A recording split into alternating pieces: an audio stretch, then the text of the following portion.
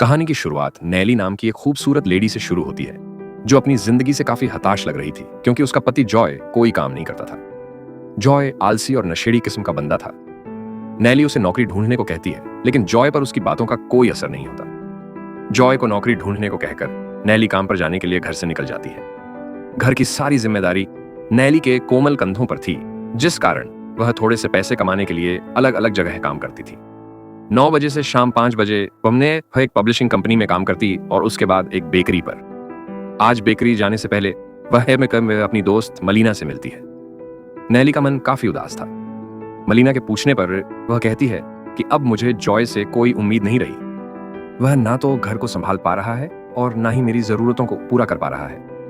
दोनों अभी बातें कर ही रही थी कि इसी बीच वहां विल्सन अर्नोद नाम का बंदा आता है जो मलीना का दोस्त था। विल्सन काफी अमीर बंदा था और कई साल पहले उसकी मुलाकात नैली से हुई थी, मगर दोनों में बातें आज पहली बार हो रही थी। मलीना वॉशरूम चली जाती है और ये दोनों एक दूसरे से बातें करने लगते हैं। नैली से बातें करने पर विल्सन समझ गया कि उसे पैसों के साथ साथ एक अच्छी नौकरी की सख्त जरूरत है। विल्सन एक किताब लिखना चाहता था जिसमें वह नैली से मदद मांगता है और बदले में उसे अच्छे खासे पैसे देने की बात करता है। नैली जानती थी कि विल्सन उस पर तरस खाकर उसे यह काम दे रहा है, इसलिए वह मना कर देती है। कुछ देर बाद जब मलीना वॉशरूम से आती है तो दोनों सहेलियां विल्सन से विदा लेकर चली जाती हैं। रास्ते में मलीना उसे बताती है कि कुछ साल पहले विल्सन मेरा लवर हुआ करता था, लेकिन आजकल हम दोनों सिर्फ अच्छे दोस्त हैं। मलीना के साथ कुछ देर घूमने के बाद नैली बेकरी में आकर काम करने लगी। अगले दिन जब वह काम पर जाती है तो उसे बताया जाता है कि उसे नौकरी से निकाल दिया गया है। नैली को काम की जरूरत थी, इसलिए वह विल्सन से मिलती है और उसके लिए काम करने को राजी हो जाती है। इसके बाद वह घर आकर जॉय को विल्सन के बारे में बताती है।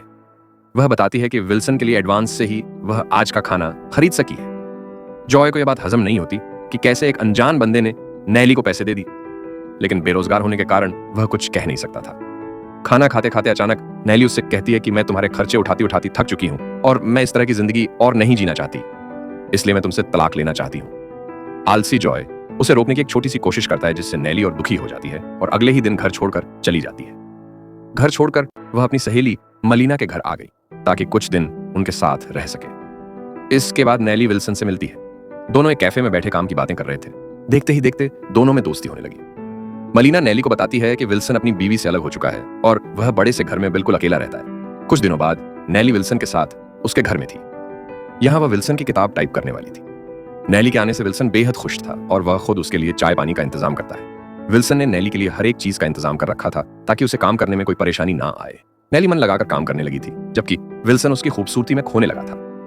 विल्सन के साथ काम करने पर नैली को उसकी जिंदगी के बारे में पता चलने लगा और इसी बीच विल्सन को उसकी बीवी लुसियाना का फोन आता है। लुसियाना का फोन आने से विल्सन दुखी हो रहा था, जबकि नैली उसे देखकर हंसने लगती है। धीरे धीरे दोनों की दोस्ती गहरी होने लगी थी और नैली की जिंदगी भी पहले से बेहतर होने लगी थी।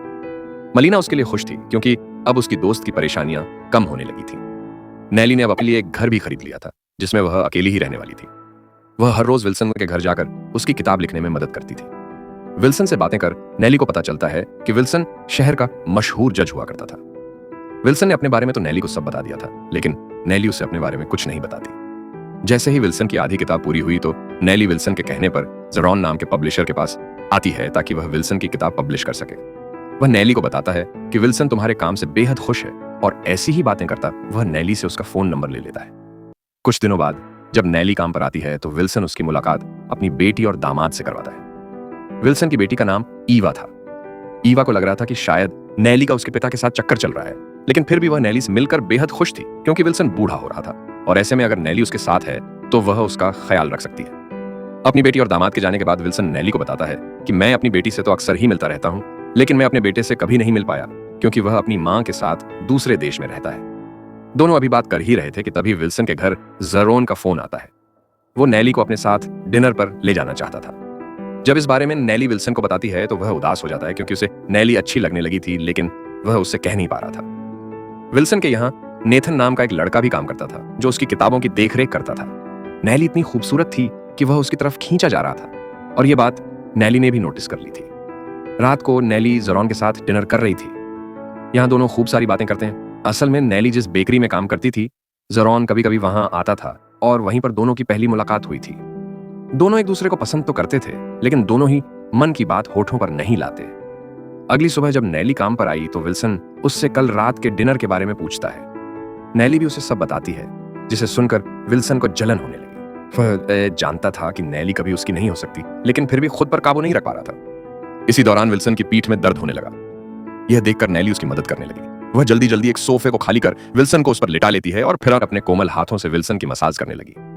विल्सन को कई सालों बाद किसी लड़की ने छुआ था, इसलिए उसके बदन में आग सी लगने लगी थी, लेकिन वह बेचारा चाहकर भी कुछ नहीं कर सकता था।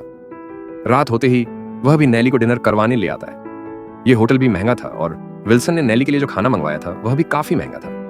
यह सब देखकर नैली बेहद खुश थी, क्योंकि विल्सन की वजह से वह पहली बार अमीरों वाली जगह पर आ पाई थी। वह विल्सन का अपनी जिंदगी में आने के लिए शुक्रिया करती है। दोनों को इतने करीब देखकर होटल में मौजूद लोग सोचने लगे कि नैली पैसों के लिए अमीर बूढ़े के साथ घूम रही है, लेकिन उनकी बातों से इन दोनों को कोई फर्क नहीं पड़ता। खाना खाने के बाद नैली ज़ेरॉन से मिलने आती है। बारिश के कारण नैली भीग गई थी और नैली का भीगा बदन देखकर ज़ेरॉन के डंडे में हलचल होने लगी थी, जबकि नैली की गुफा में भी तूफान मचने लगा था। देखते ही देखते दोनों एक दूसरे के करीब आ गए और इन दोनों का चक्कर शुरू हो गया। अब नैली अक्सर ही ज़ेरॉन से मिलने आने लगी। दोनों एक दूसरे से बेहद प्यार करने लगे थे। एक दिन नैली की मां उसे फोन कर बताती है कि जॉय ने खुद की जान लेने की कोशिश की है। नैली सब कुछ छोड़कर भागती भागती जॉय से मिलने अस्पताल में आती है, लेकिन यहां आकर उसे पता चलता है कि उस साले ने तो नशे में गलती से नींद की गोलियां खा ली थी, ना कि अपनी जान देने की कोशिश की थी। विल्सन की किताब पूरी होने वाली थी, लेकिन वह कहानी का सही से अंत नहीं कर पा रहा था, जिस कारण वह गुस्सा होने लगा। असल में नील्सन अपनी कहानी की वजह से नहीं, बल्कि नैली और ज़ेरॉन के रिश्ते के कारण गुस्सा था। विल्सन के बुरा भला कहने पर नैली को भी गुस्सा आने लगा, जिस कारण वह भी विल्सन पर चिल्लाने लगी। नैली की कुछ बातों ने विल्सन का दिल तोड़ दिया, जबकि नैली कुछ दिनों बाद आने को कहकर चली जाती है। नैली के जाने से विल्सन उदास रहने लगा था और उसकी उदासी देखकर मलीना समझ गई कि वह नैली से प्यार करने लगा है। कुछ दिनों बाद नैली काम पर वापस आ गई। विल्सन अपनी किताब पूरी करने लगा था और दोनों एक दूसरे से अच्छे से बात भी करने लगे थे। विल्सन की बातों से नैली समझ गई थी कि विल्सन उसे पसंद करता है, लेकिन नैली उसकी तरफ ज्यादा ध्यान नहीं देती। एक शाम जब वह ज़ेरॉन के साथ बाहर थी तो ज़ेरॉन उससे कहता है कि मैं तुमसे शादी करना चाहता हूँ, लेकिन नैली मना कर देती है क्योंकि वह किसी रिश्ते में नहीं बंधना चाहती थी। ज़ेरॉन को उसकी बात अच्छी नहीं लगती, इसलिए वह नैली से रिश्ता तोड़ लेता है। रिश्ता टूटने से नैली बेहद दुखी थी, इसलिए वह विल्सन से मिलने आ गई। दोनों बैठकर दारू पीने लगे और आज पहली बार वह खुलकर विल्सन से बात करती है। वह उसे बताती है कि मुझे प्यार करने से डर लगने लगा है। आज की रात नैली विल्सन के घर में रुक गई। देर रात को विल्सन नैली के कमरे में आता है और उसे सोते हुए देखने लगता है। नैली का खूबसूरत बदन देखकर वह साला उसे छूने की कोशिश करता है, लेकिन तभी नैली की आंख खुल गई। विल्सन को अपने कमरे में देखकर नैली गुस्सा नहीं करती, बल्कि उसका हाथ पकड़ लेती है। दोनों पूरी रात साथ में बिताते हैं। अगले दिन विल्सन की पत्नी लुसियाना उससे मिलने आती है। दोनों बैठकर एक दूसरे से बातें करने लगे और दोनों को एहसास होने लगा कि वह आज भी एक दूसरे से प्यार करते हैं। कुछ देर बाद जब नैली आती है तो उसे पता चलता है कि विल्सन अपनी पत्नी के साथ अपने बेटे से मिलने जा रहा है और जाने से पहले अपनी किताब पब्लिश करवाने की जिम्मेदारी नैली को दे देता है। विल्सन के जाने से नैली दुखी होती है, लेकिन वो उसके लिए खुश भी थी क्योंकि विल्सन अपने बेटे से मिलने वाला था। नील्सन के जाने के बाद नैली उसकी किताब पूरी करती है और उसे पब्लिश करवाने के बहाने ज़ेरॉन से मिलने लगी ताकि उसके साथ अपना रिश्ता सुधार सके। और इसी के साथ इस कहानी का यही अंत हो जाता है। हमारी वीडियो देखने के लिए बहुत बहुत धन्यवाद। अगर आप ऐसी ही वीडियोस के दीवाने हैं तो प्लीज मेरे चैनल को जरूर सब्सक्राइब करें। मिलते हैं अगली वीडियो में, तब तक के लिए नमस्कार।